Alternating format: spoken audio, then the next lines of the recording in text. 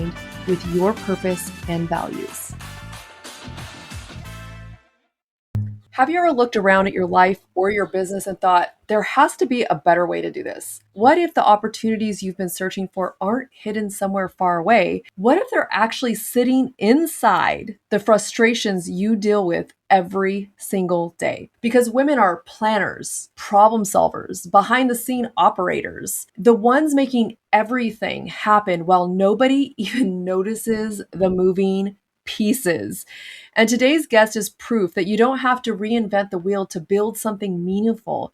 You just have to pay attention to what's broken and be brave enough to solve it. Welcome back to Your Business on Purpose. I'm your host, Dawnette Palmore. I am your profit and protection, fractional CFO, money coach, and insurance strategist. And here we talk about building a business that supports your life instead of one that drains it. And today's conversation is going to challenge you the way you think about opportunity, success, happiness, health, and what it really means to create a life that feels aligned instead of exhausted. And I think a lot of you are going to make sure that you tune into this because you don't want to miss it. Today, I'm joined with Lisa Parda. Lisa is a sun-worshiping, animal-adoring, book-loving explorer at heart who believes beauty can be found almost everywhere if we're just willing to look for it. For the last 2.5 decades, she has built an incredible reputation as an award-winning real estate expert, but her creativity and entrepreneurship didn't stop there. She also founded a publishing company and published a cookbook titled My Love Language is Food. I think that is like 98% of America, or the world, actually. When she's not working, she can usually be found cooking with cats under her feet in her New Hampshire home, pursuing the many passions and hobbies that make life rich and meaningful. And what I love about Lisa is that she represents something so many women need to hear. You don't have to fit yourself into one box. You can evolve, you can create, you can pivot, and you could build a life and a business around what matters to you. Lisa, welcome to the show. Thank you so much. I appreciate you having me on. Yes, we're going to have a great time. So you talk a lot about women naturally being planners, organizers, all the things, right? Why do you think women often underestimate how valuable those skills actually are? I think because they make things operate behind the scenes and there's not a lot of fanfare for them. For example, if you're making dinner for a family every day, not only is there probably not fanfare, but there's a lot of complaint, like you're a short order cook with everyone. I'm not in the mood for that. I want this. I want that. So a lot of the things we do that make things run don't get appreciated on a daily basis, except when you don't have them, Right? When you don't have clean laundry, you appreciate clean laundry. When you don't have a home cooked meal, you appreciate a home cooked meal. But while it's happening, you probably don't appreciate it as much as you could. That's very true when you think about things in your childhood that were just always there. And then all of a sudden they weren't. It's kind of like when your children move out, like they're always there and then they're not. But I did appreciate every moment, and I appreciate even more the moments that I get to spend with them. Yeah, I think we need to recognize, I think for ourselves, would you say that we need to take the step and recognize that that stuff is so important? Because I think a lot of times this is talked about, if a woman cooks at home, no one cares. But when a man does it for a living, he's a chef. And now that's, we are far from the time period that women haven't been in the workforce. We've been in the workforce forever. But I think that we, place a different emphasis when you get paid for something as when you don't.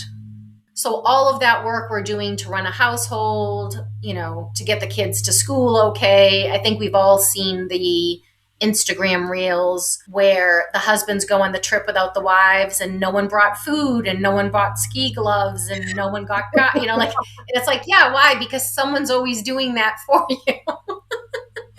That is so funny. I got to see those. Those will probably show up now since my phone. Yes, hopefully they'll show up now because they are funny how they adapt, but they admit, oh, that's because our wife must do that. Oh, that's because the wives must do that. But I do think that we don't value things we don't pay for. So since no one's cooking, for example, I wrote a cookbook, what's for dinner? Here we go, dinner again. If you're not paying for it, you don't value it as much. But when you go to a restaurant, it's like, oh, I value that. You might not value it at home. I noticed that I had a lot of people I'm a real estate broker. I have a lot of people who like mining me for education and information because they're getting it for free. But when it's time to pay for something, they're all of a sudden not very interested. And it's like, I'm really at a stage in my life now where I don't need to do anything for free. You know, Yeah. and I believe people value what they pay for. That is And 100% true. and I think that now we can't charge our children for clean laundry and we can't charge our No. spouse every time. Nor should we. You know, everything is not a financial transaction. Right. But to answer your question, you know, why don't women understand they actually probably have way more skill sets than they even give themselves credit for? It's because no one's paying them for it. So, for example, I had a stay-at-home mom who was saying, like, there's no way I could go back in the workforce. I don't have any skills. Hmm. And I was like, I've seen you run school events the way CEOs run companies. You have a binder, everyone's got a job, you've got checklists. You can't train someone on that kind of organization level. You actually do have skills. You just have to learn a way to package it. Made a debut. You guys, if you guys have to watch this on YouTube, if you have not, the cat just made a debut. People say, why do you go to a radio show and do this? I'm like, because I don't have a cat in the middle of every conversation. Oh my gosh. And it is beautiful. He's very handsome, but he thinks I'm talking to him. Yeah, I'm sure they always want to be a part of what the conversation going on. But I think that's a great point you made. When I was a stay-at-home mom, I called myself, the people asked me, what did I do? And I said, I'm a domestic engineer. And they're like, what? What is that? I'm a stay-at-home mom. And they it shifted the energy because they were like, oh, okay, never thought of it like that. But there is so much we do in the home with the kids, with the family, with all this stuff that we can take into another area of our life and another season. Yes, and if we don't like some of the things we do at home, we don't do those things out for pay. Right, exactly. And I do think we're at a time, I think it's a very interesting time out in the world because I think there's a lot of narrative that's the same kind of narrative. But as a woman, everywhere you have a problem is an opportunity. That's true. And people pay other people to solve problems. That's what every business is. It's a solution to a problem. Every single business, but we don't think about it that way. So with that said, do you think women hold themselves back because they think they need to have everything like figured out before they even start? Especially over the last 10 years, I've seen a lot of women not holding themselves back. Okay.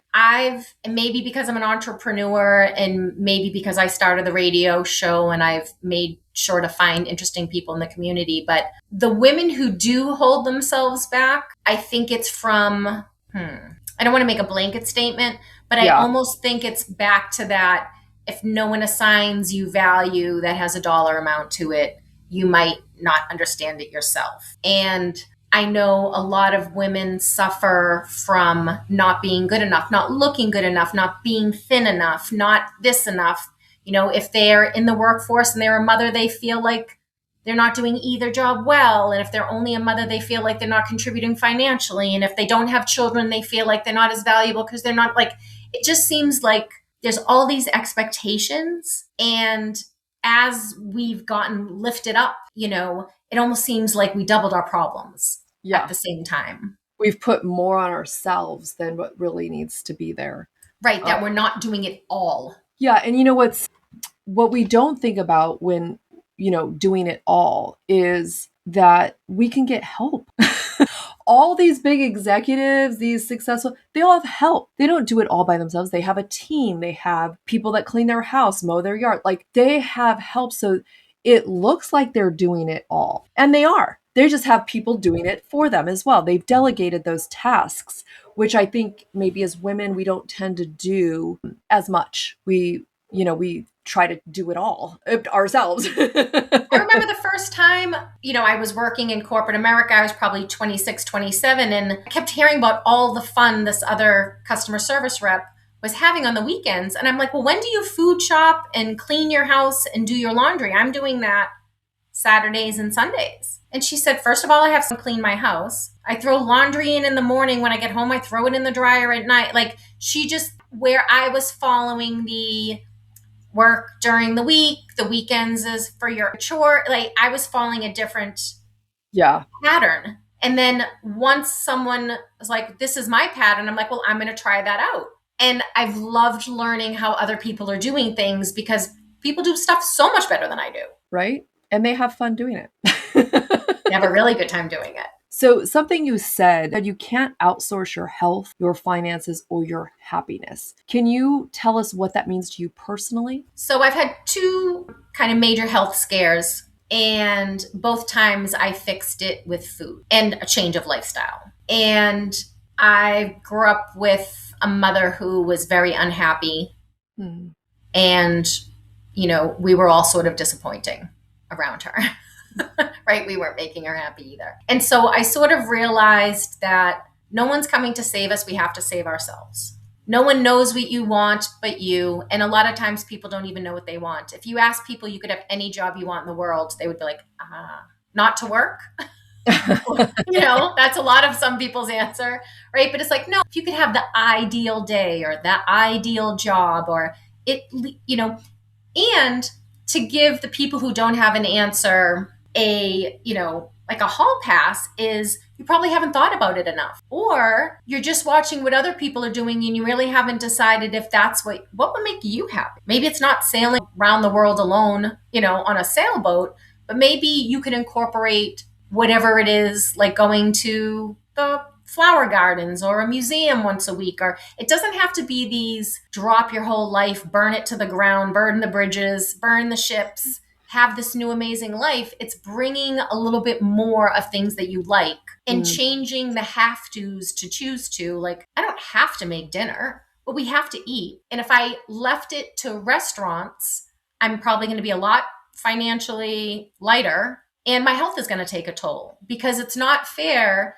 to ask restaurants who are in the business of turning out the same meal over and over again for a profit to also add in my health concerns, right? So I think the idea is that it's out there, but really it's all in here.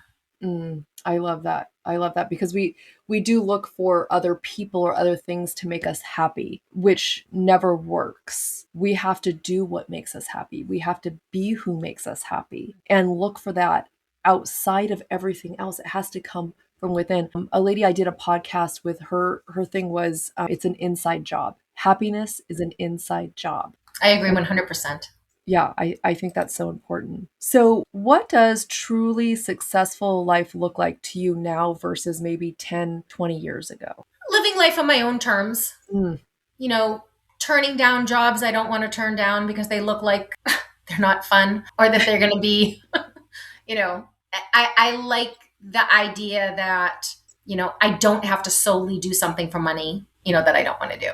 No, I Take love on that. clients that I see red flags all over, but you're like, oh, well, I need to make money, or even different segments of my business that I've let go that stopped bringing me joy. That gave me the room and the opportunity to do the cookbook and the time and the bandwidth to do that. That's been bringing me a lot of joy, a lot of headache because it's problems I've yet to solve. But at the same time, I've enjoyed it so much. It's brought so many different people into my community and all of that. So I think probably my very first job was like Icarus, where I flew too close to the sun, where it was like all this amazing thing. Then I had this loss of that opportunity, which I won't go into because it'll take too long. But then as I tried to ramp up to find something else, I was at a very low trough there. Mm. And I've had the ups and downs since that point. But I would say over the last 6 years, I have asked myself over and over again, what does an ideal day look like at work? What does an ideal day look like off? What does an ideal day look like with my family? What does an ideal day look like, with some friends? What is it? And it's not one ideal day. It's Yeah. what I wanted to add more and more into my life. And now my life is more curated to look a little bit more exactly how I want it, which sounds selfish, but No, not at all, because the reason I always emphasize that self-care, doing these things that make us happy is not selfish, is because when we're happy, when we're joyful, when we're doing things we love, we're able to show up better for all the other people, for our family, for our friends, for our clients, and so forth. So it's actually selfish not to do it because you're going to be grumpy. You're going to be And you could, unhappy. yeah. And you could also have health issues, ramifications from it. Being really unhappy and really angry and really resentful, it's not great on the body or the It's mind. really not. It's really not. I think it's important for us to really think about that and think about what it is that those conversations you've had with yourself. I talk about that all the time. We have to have conversations with ourselves. We have to ask ourselves questions. And not just one or two times, like you've said, but you keep asking yourself because we change, things evolve, things pivot, life changes, circumstances change. So we have to constantly be asking ourselves these questions. So what advice would you give the woman listening right now who might feel stuck, overwhelmed, or unsure, or all of them, where they can even begin? I think starting with a journal, nothing crazy. Don't make it another chore of Mm. something you have to do. But if you could do one thing today, what would it be? Write it down. Write it down for 30 days. And sometimes people are going to say, you know what, I'd love to do is sleep in, rest, right? You're going to get all of those answers and you'll see what your patterns are in those answers. And I think the next thing is there a way to find the things that you have to do? Is there a way to do it more joyfully? Can you go to Mm. the gym with a friend? Can you cook with music instead of the news blaring in your house? Like, is there anything? I think every time I've been stuck, I usually get stuck in the winter because I have seasonal affective disorder. Oh, So when I don't have enough sunlight, I get kind of moody. My vitamin D gets really low. I don't have a ton of energy. When I don't have a ton of energy, my sleep gets off. And right. then when my sleep's off, I'm too tired to work out, right? You get into a And so goes cycle, the whole cycle. Yeah. right? But the answer is not to think myself out of that problem. It's to work out anyways. I know you're not, like I tell myself, I know you don't feel like it. You don't have to do 30 minutes, do 10 minutes. After 10 minutes, 90% of the time I finish the 30 minutes. But I think it's action, it's activity. Mm. I think, when I was growing up, I remember when Oprah and Dr. Phil, somebody, we were talking about our problems for the first time. We were bringing things out to the light. Well, now we've had 35, 40 years of that. Maybe we're all talking too much. I think we need action. Like I have a friend whose son isn't doing real well, and it's because he's thinking his way to solve a problem that he's not, and I say this all the time and it sounds trite, but you're too young to know everything. You're not supposed to know everything at 24. I mean, you won't even at 200 years old. I mean, So what you need to do is do something. Yeah, but I don't want to do that forever. You're not going to, I said, I didn't know I was going to be doing this. Your mother didn't know you were going to be doing this. Your father didn't know he was going to be but you have to do. yeah. And that allows you to have small wins. It allows you to curate things that you like and try to get rid of things you don't like. And you don't know what you don't know. This is So true. you've got to come up against different things, and then an opportunity will come up or somebody will tell you about something. And even if you work at a supermarket or at the pet store, you will meet people. You will see what works well with interactions and what doesn't work well. And I just think sitting at home and just thinking isn't the way, that's not the way I get out of problems. I have to Yeah, do something. right. No one's ever thought their way out of a problem. It's almost like a trial and error thing. You got to try it. My impetus is to think it out because I do solve problems in my brain for various things. Yeah. So the impetus is that I need to think of the solution, but it's never worked well. Well, and then sometimes you say, okay, well, that does sound like the solution, and you try it, and you're like, okay, that wasn't, but if I tweak this, we can only do so much from our brain. Yeah. And it's good to know what doesn't work too. I don't Absolutely. think of that as a Absolutely. failure. No, not at all, because how many times did it take Edison to figure out for the light bulb and all the other people? But it also could give us a great alternative. So when I think about, Viagra, it was made for something else, and they found this side effect that, hey, it worked. We make a lot more money doing this. So it didn't work for this, but it's working for that. But they never would have figured that out if they had only said it's not working on this. It's not working on this. They saw what it was working on. Right. Right. And that's how we sort of have to look at our lives. Yeah, What works well and why? And can I get more of that? If Absolutely. everyone did what they were good at, we'd be surprised. We think, I joked years ago when people would say, "Oh, do what you'd love." I say, "Yeah, but no one would pick up trash or no one would empty sewers." But you meet people and they love doing that job. Yeah. Yeah. So I think we all have something to contribute, Absolutely. or many things to contribute. And I think the shame of life is when you're not contributing them. So find out what they are. Go explore. That, and don't feel less than. If you're a trash man, be the best trash man there is. And don't Thank goodness feel for my trash men. right. I mean, if you guys study history, they used to just pile it up in the back and it smelled bad. That's how we got the plague. Right? Brings No joke. but you don't look down on those things and as yourself or on other people, because it takes everybody to make the world work. So another question is, you've had success over multiple industries. What do you think makes someone adaptable enough to evolve and then reinvent themselves? For me, I was forced into a couple of changes. So I wouldn't say that they were like I do think sometimes we make changes and then other times change is forced upon us. Yeah. Right? And you have two different kind of reactions to those. What I've learned is if I don't get so emotional about what isn't working well, I can have a lot more energy to try to figure out what is. Because I was one of those people, I used to joke, can we bring back the fainting couch?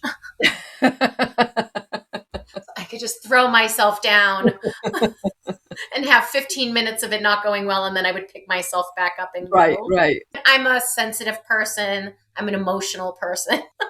Yeah. So I do think that I'm enthusiastic. I'm willing to fail. I don't need things to be I don't need everything to be perfect. And I'm okay at being a beginner, and I'm okay at saying I don't know. So I think all of those things have served me pretty well. So have you always been that way, or do you feel like your experiences have led you to be that way? My experiences have led me to be Okay, that. okay. So I was singularly focused on a career I never ended up having. Wow. Yeah. So I wanted to be an air traffic controller since I was 6. Ooh. And at 18, Well, now you are in a way, because you get to mess with the airwaves. I do. I consider it a win. I said to myself one Yes. day, I'm talking to everyone. That's right. And you are an air traffic controller because you're on the airwaves.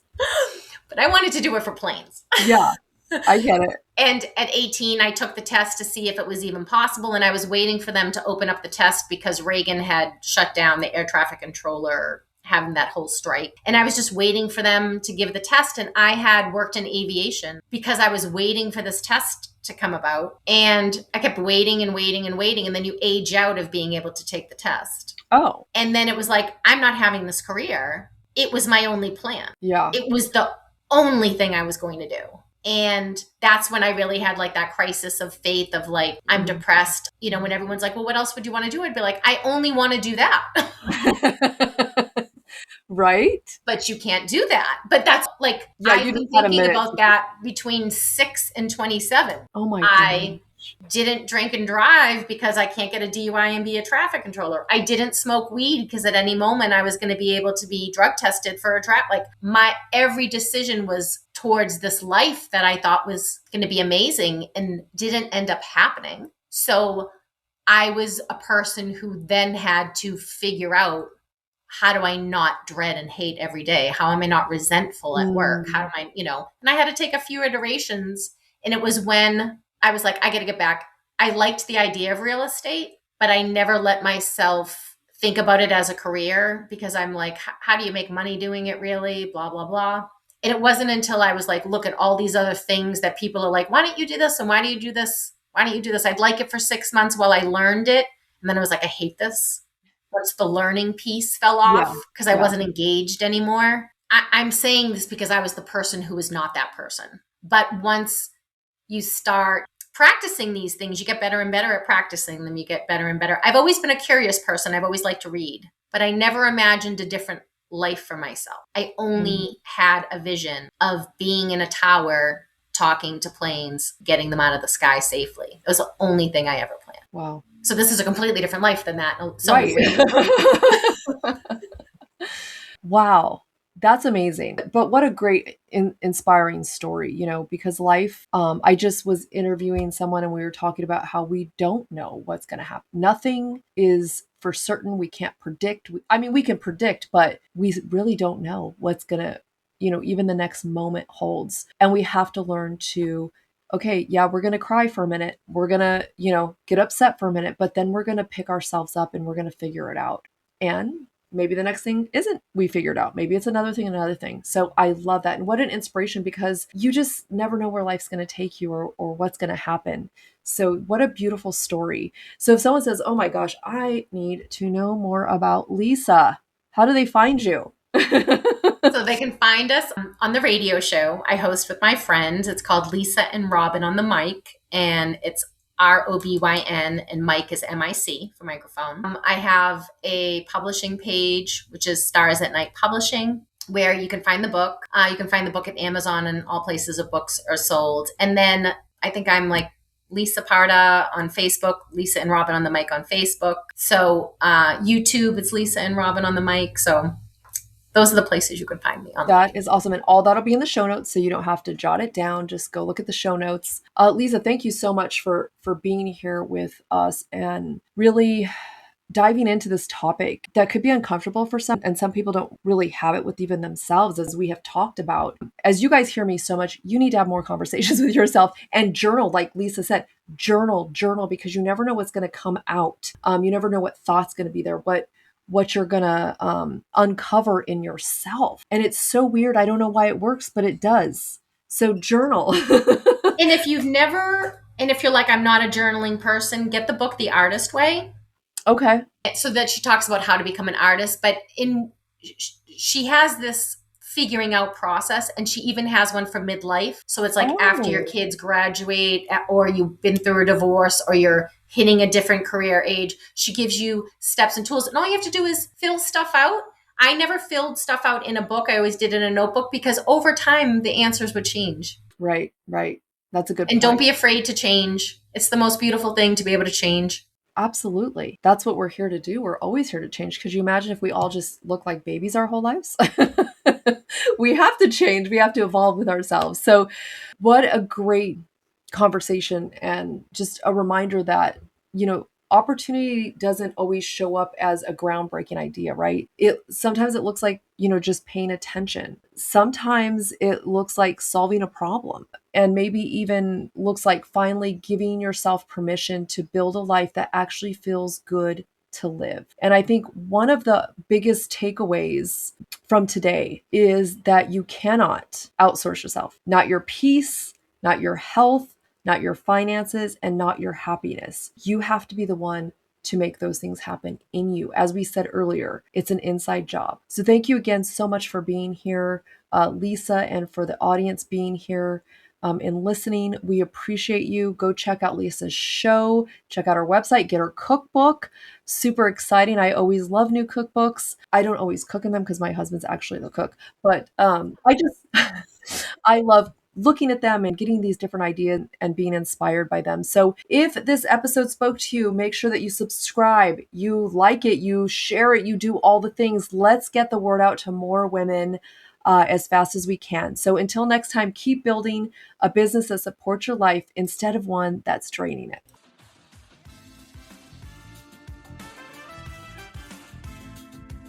This podcast is dedicated to you and all the incredible women out there breaking chains, pushing through, and striving to make it all work. Your support truly means the world to me. Could you do me a favor? Be a gem and leave a review. It will help us reach even more women, making a bigger impact. Your feedback is invaluable, and I would genuinely appreciate it. Don't forget to hit that like button and subscribe, ensuring you never miss an episode. Until next week, live a purposeful life in both your business and your finances.